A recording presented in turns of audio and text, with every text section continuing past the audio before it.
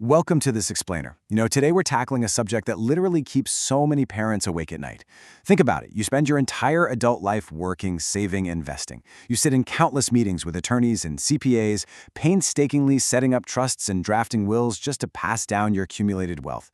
But then this terrifying question kind of creeps in. Are your children actually ready to inherit it? It's a deep-seated anxiety, and let me tell you, it is completely valid. So today we're going to transform that anxiety into a really solid age-by-age action plan using some fantastic insights from Hightower Westchester. Okay, let's dive into this. Here's our roadmap for today.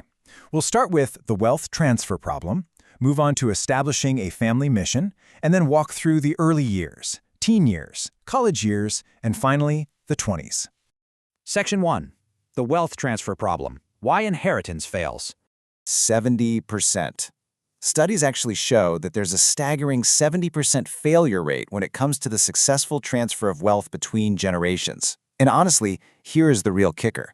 That failure happens even when all the legal paperwork is handled perfectly. The true culprit behind this massive drop-off? It isn't poor estate planning, and it's not the tax laws. It's actually a fundamental lack of trust and communication between family members. Now, if you're sitting there worried about how your kids are going to handle money, I promise you, you're absolutely not alone. According to a U.S. Trust survey of affluent parents, these major subjective concerns are incredibly common. 60% of them fear there's going to be way too much emphasis on material things. Over half of them, 55%, where their kids are just totally naive about the value of money or that they're going to spend far beyond their means. And exactly half of the parents surveyed are just terrified that wealth is going to ruin their children's drive and initiative. So if you've ever felt this way, this data proves these are just universal fears. Section 2. Establishing a family mission. Your North Star. So, a family mission statement is basically a combined, unified expression from all your family members of what the family is all about, and the core principles chosen to govern it. And look, I know that sounds like corporate jargon, but it's not. It's an absolutely crucial tool. It facilitates open communication, it builds much deeper trust, and it aligns the values that actually matter most to your family. When everyone is on the same page and agrees on the end goal, the odds of a successful wealth transfer just skyrocket. Here's a really great, concise example of what this actually looks like in practice. To use our resources to strengthen our family and support causes in which we believe. It's so simple, right? But it's incredibly powerful. A mission statement like this acts as your family's North Star. It provides this guiding voice for your kids when they're out there facing tough financial choices, and it also perfectly frames your expectations for your financial advisors and trust attorneys. Section 3.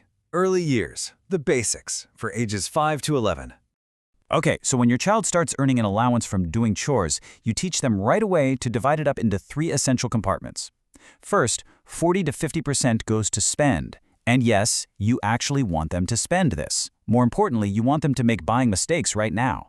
Feeling that crushing regret of blowing all their hard-earned cash on some flimsy plastic toy that literally breaks in 5 minutes? That teaches them the value of good decision-making super early on. Next, 35 to 45% goes to save. This teaches them delayed gratification for those bigger purchases. And finally, whatever is left over goes to give, which instills this wonderful lifelong habit of philanthropy and gratitude.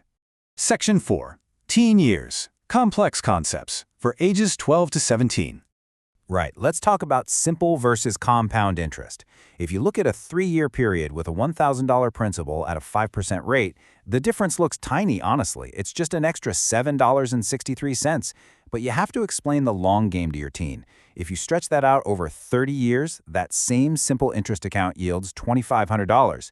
But the compound interest account? A massive $4,321. It's amazing. Compound interest is basically the magic of earning interest on your interest. Now, how do you actually get a teenager excited about this? You teach them the power of 72 math trick. It's absolutely brilliant. You take the number 72 and you divide it by the interest rate you expect to earn. So say you open an account for your 15-year-old that earns a 7% interest rate. Well, 72 divided by 7 is 10.3.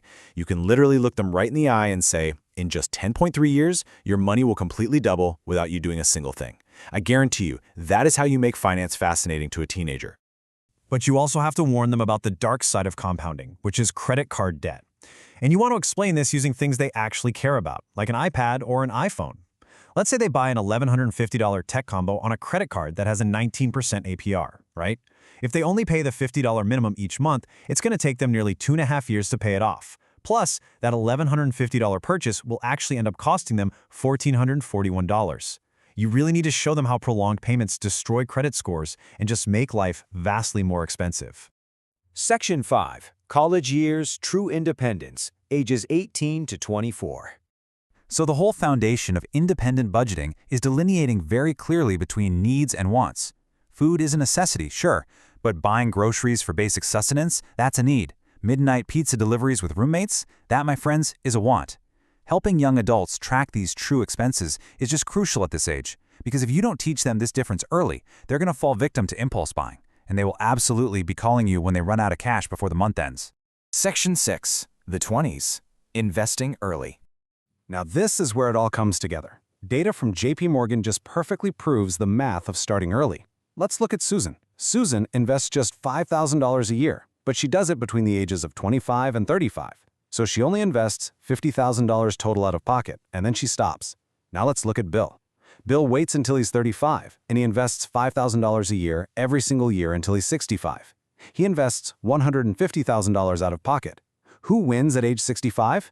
Susan. Susan ends up with over $602,000, which beats Bill's $540,000. And why? Simply because she gave compound interest a 10-year head start. The lesson here is clear. Starting early is mathematically superior.